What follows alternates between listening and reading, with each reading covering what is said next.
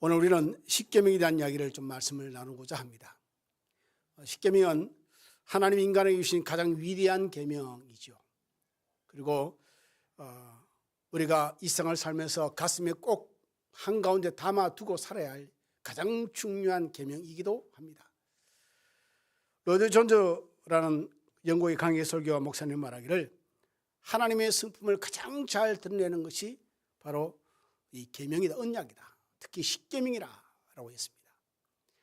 여러분, 오늘 계명은 십계명은 1계명부터 4계명까지는 여러분도 아시다시피 하나님과의 관계의 계명입니다. 하나님에 대한 계명이죠. 5계명부터 10계명까지는 사람에 대한 계명입니다. 사람과의 관계 속에서 지켜야 할 계명인 것이죠. 근데 그 다음에 6계명을 보면 이렇게 기록되어 있습니다. 살인하지 말라, 간음하지 말라, 도둑질하지 말라 라는 이야기가 나옵니다. 왜 그것보다 더 앞서 부모를 공경하라는 말씀을 5계명에 넣어 놓았을까라는 이야기죠. 인간을 향한, 인간에 대한, 인간과의 관계 속에서 지켜야 할 가장 첫 번째 계명으로 부모를 공경하라는 말씀을 넣은 하나님의 이유가 무엇일까? 그것은 이 땅에서 우리가 발견할 수 있는, 인간 속에서 가질 수 있는 가장 최고의 권위는 하나님의 권위인데, 그것은 부모를 통해서 가장 확연하게 느낄 수 있다는 것이죠. 그래서 어릴 때는 부모의 권위 아래 삽니다. 곧 하나님의 권위 아래 사는 것과 똑같은 거죠. 그 권위를 배워서 성인이 되고 난 뒤에 하나님의 권위 안에 사는 법을 배웁니다. 왜? 부모의 권위 안에 사는 그 법을 배워서 하나님의 권위 아래 남은 인생을 살아가는 것이죠. 이것이 부모의 권위입니다. 그러니 하나님의 권위를 가장 잘 대변할 수 있는 것이 부모의 권위이기에 하나님은 인간에 대한 계명을 주실 때 가장 첫 번째로 네 부모를 공경하라는 말씀을 주셨습니다. 단순히 이것은 예절이 아닙니다. 단순히 존중의 의미도 아닙니다. 인간의 지켜야 할 도덕적인 개념에서 말씀하신 것도 아닙니다. 이것은 하나님을 섬기는 믿음의 사람이 어떻게 이 세상에서 그 믿음의 삶을 보이며 살까라는 것을 생각할 때 가장 첫 번째가 뭐냐면 부모를 공경하는 겁니다. 요즘 시대는 부모를 공경하는 문화가 무너지고 있습니다. 나이가 들수록 부모는 점점 약해지죠. 생활력도 사라지고 걷는 것도 생각하는 것도 점점 힘에 겨워집니다. 말은 반복되고 고집은 더 세집니다. 그리고 판단도 느려지고 생각지도 않은 필요 없는 질문들을 막 쏟아내기 시작합니다. 이때부터 자녀들은 부모를 불편하기 시작합니다. 그래서 그 불편함으로 인해서 부모를 가까이 하지 않는 자녀들도 늘고 있습니다. 오늘 저는 10계명 가운데 제5계명 5번째 계명을 가지고 이 이야기를 여러분과 함께 잠시 나누고자 합니다. 두 가지 이야기를 나누고 싶은데요. 첫 번째는 따라합시다. 부모 공경은 신앙의 표현이다. 10계명 중에 오늘 본문은 명확하게 우리에게 명령하고 있습니다. 네 부모를 공경하라. 근데 이것은 1계명에서 4계명까지 하나님에 대한 계명을 쭉 이야기하고 난 뒤에 그 다음에 5계명부터 10계명까지 사람과의 계명 가운데서 이야기를 하고 있는데, 이것은 어떻게 우리가 해석하고 우리가 정리할 필요가 있냐면 1계명부터 4계명까지의 신앙이 진짜인지 그것이 진실된지 그것을 5계명부터 하나님이 확인하겠다는 겁니다. 여러분, 10계명을 그렇게 이해하시면 좀 좋을 것 같아요.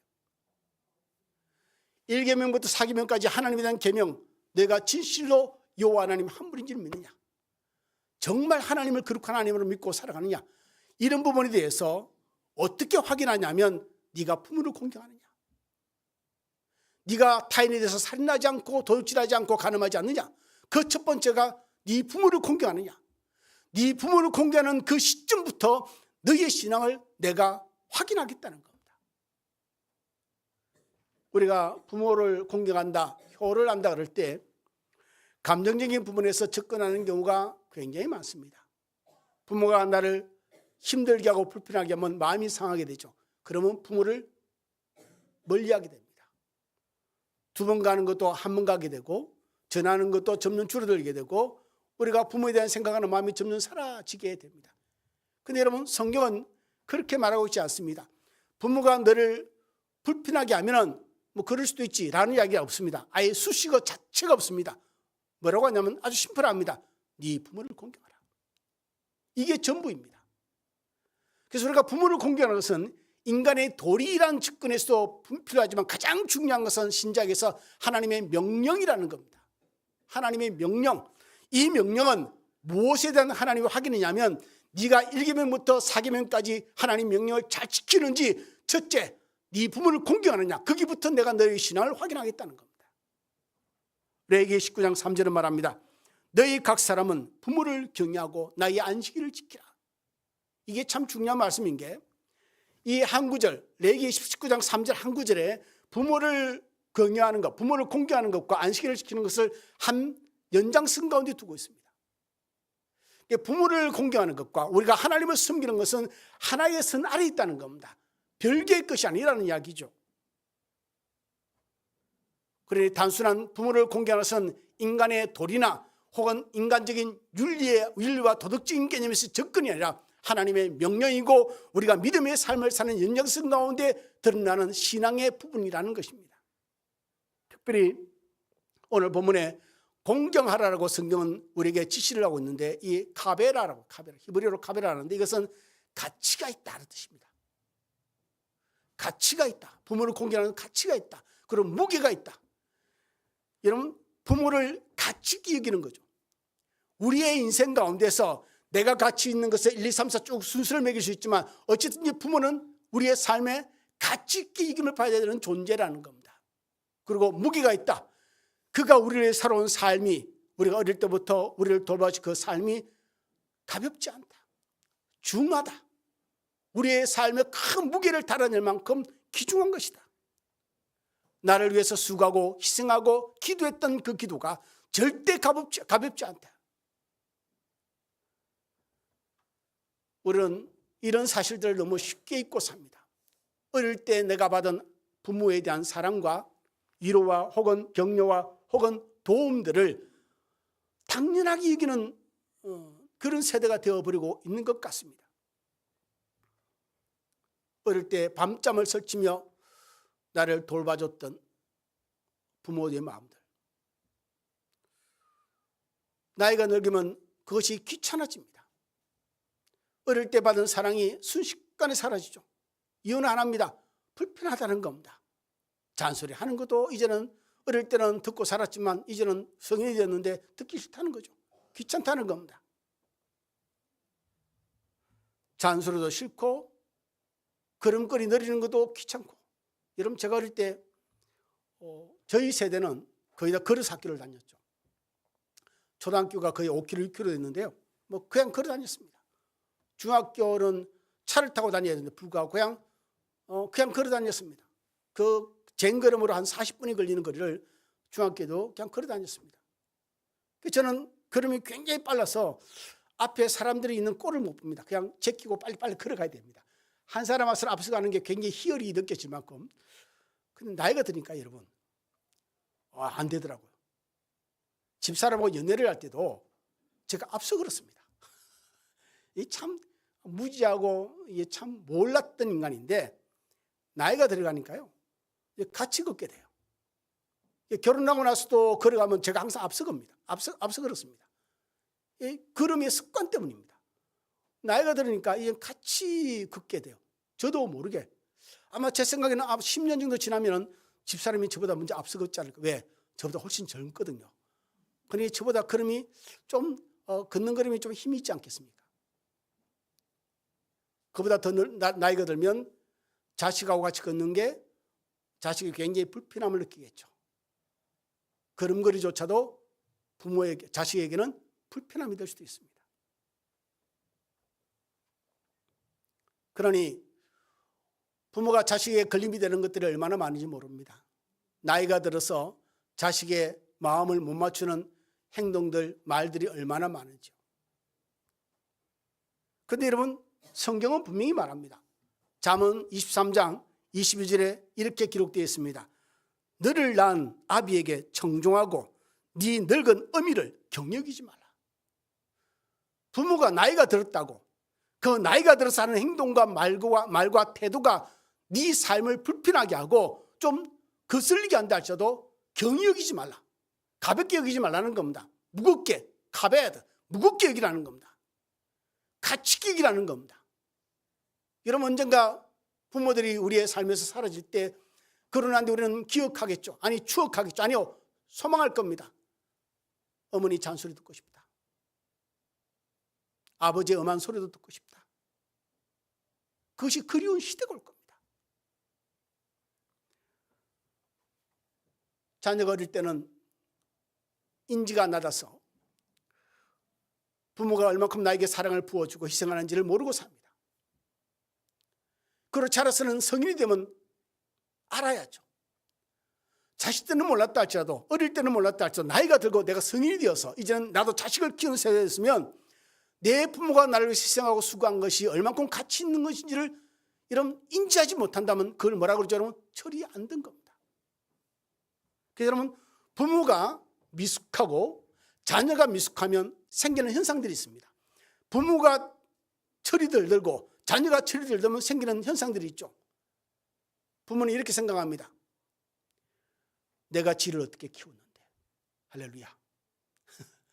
내가 지를 위해서 내가 얼마나 희생했는데, 지 컸다고 이제는 나를 무시한다.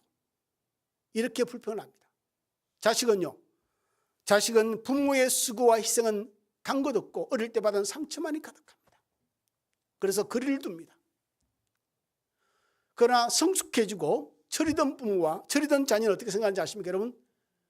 저놈이 내 키울 때 내가 고생도 많이 했지만 즐거움도 참 많았는데 보상은 이미 키우면서 다 받아버립니다. 여러분, 부모는 원래 그런 입장입니다. 자식을 키우면서 힘이 들긴 하지만 키우면서 그 커가는 모습 속에서 부모는 가지는 위로와 여러분 감동을 다 받습니다. 자식은요, 어릴 때는 몰랐는데 내가 이제 커서 어른이 되고 자식을 키워보니 내 부모의 희생이 결코 가볍지 않다. 결코 쉬운 일이 아니다는 것이죠. 교회에서는 거룩한 척하지만 그것이 가정에서부터 우리가 그것이 드러나지 않는다면 그 신앙이 얼마나 하나님 보시기에 인정받을 만한 신앙이겠는가. 가정에서조차 내 부모에게조차 내가 부모를 공경하라는 그 명령을 지키지 못하는 신앙이라면 하나님은 확인하는 거죠. 1계명부터 4계명까지 네가 잘 지키느냐? 나는 그것을 5계명부터 10계명까지 너의 삶을 통해서 확인하겠다. 이렇게 말씀하시는 것이죠.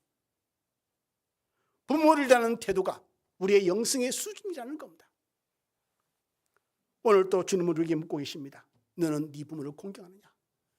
내가 10계명 가운데 넣어두어서 이것은 반드시 지켜라고 내가 넣어놓았는데 시대가 변한다 할지라도 지켜야 되는 법도인데 너는 그것을 지키고 있느냐? 인간을 향한 모든 명령 가운데 첫 번째로 내가 놓아둔 명령인데 첫 번째부터 네 번째의 계명을 네가 지키는지 여기서부터 내가 너를 확인하겠다. 그러면 너는 네 부모를 공경하느냐? 이것이 나누고 싶은 첫 번째 메시지입니다. 두 번째 메시지는 따라합시다. 부모 공경에는 축복의 약속이 있다. 여러분, 하나님은 이 계명에만 특별한 약속을 주셨습니다. 희한하게 10계명, 1계명부터 10계명까지 그냥 명령만 있습니다. 명령입니다. 명령.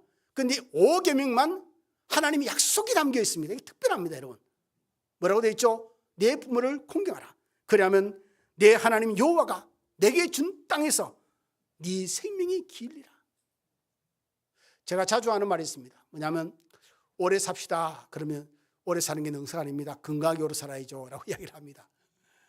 아니, 중환자실에 들어가서 호흡을 겨우겨우 산소호흡기를 하면서 정말 자식인지 뭐 남인지 인지도 못하면서 5년 10년을 보내는 것 의미 없지 않습니까? 본인에게 가장 큰 고통입니다. 그래서 집사람과 저는 이야기를 했습니다. 만약 그런 경우가 생기면 우리는 연명치료 절대 하지 말자. 때가 되면 하나님 부르시면 그냥 가자. 그냥 가자. 자식한테도 그 이야기를 분명히 합니다.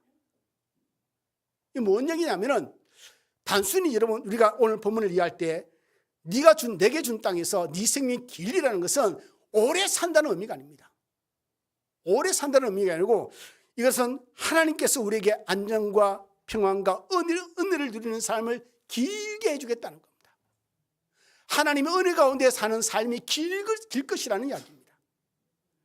부모를 공경하는 사람에게 하나님이 그 가정의 삶의 질서를 세워주고 하나님 내리시는 복도 있고 평안도 있고 기쁨이 있고 그 모양이 길게 해주겠다는 겁니다.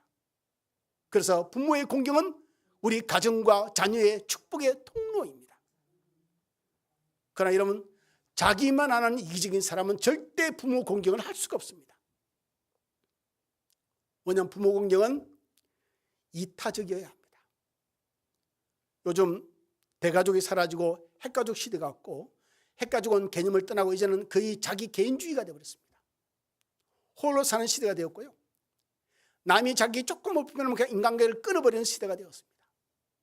그런데 부모는요, 부모도 별반 다를 거 없습니다.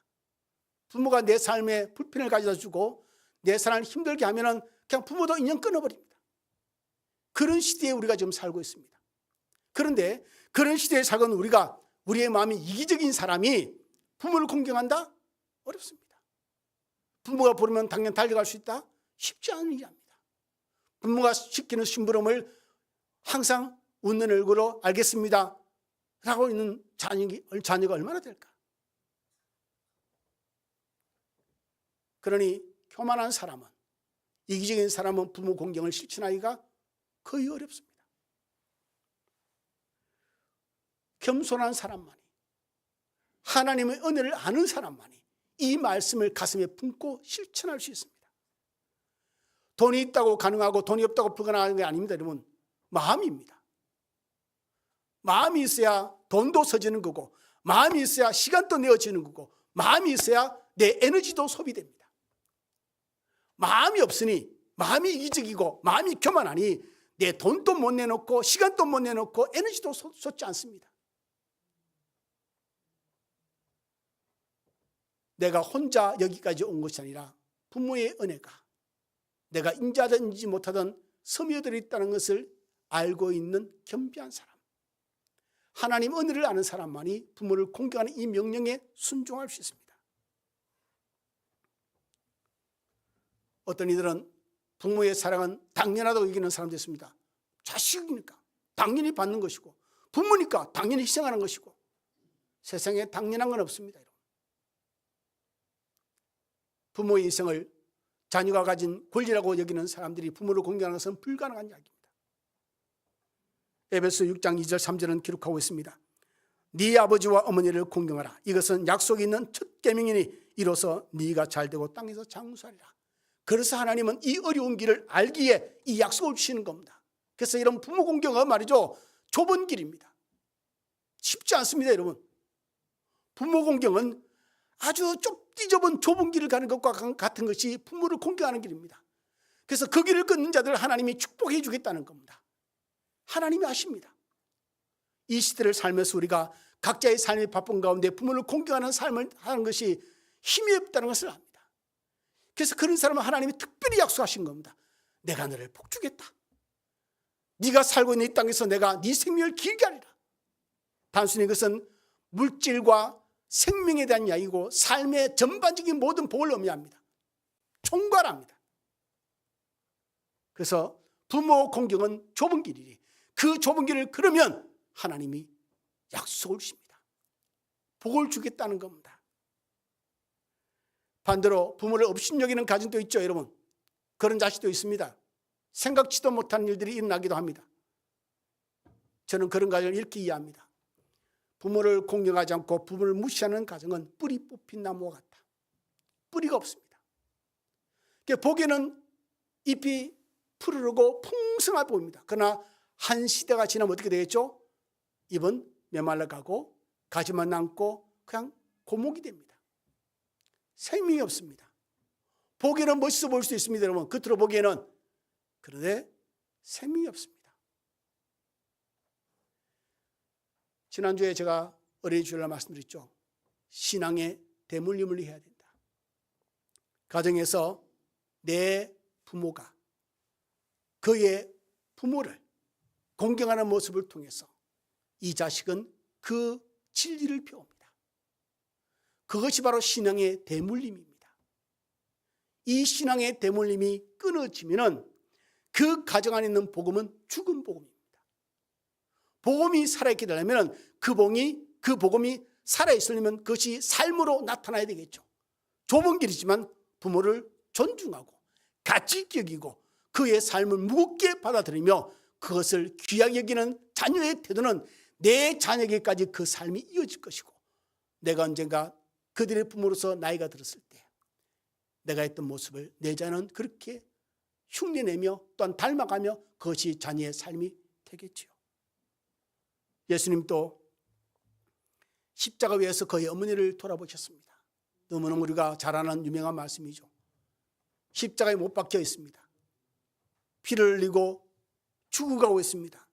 인간이 감당하기는 정말 너무나 큰 고통 가운데 있으면서도 예수님은 그의 어머니를 보십니다.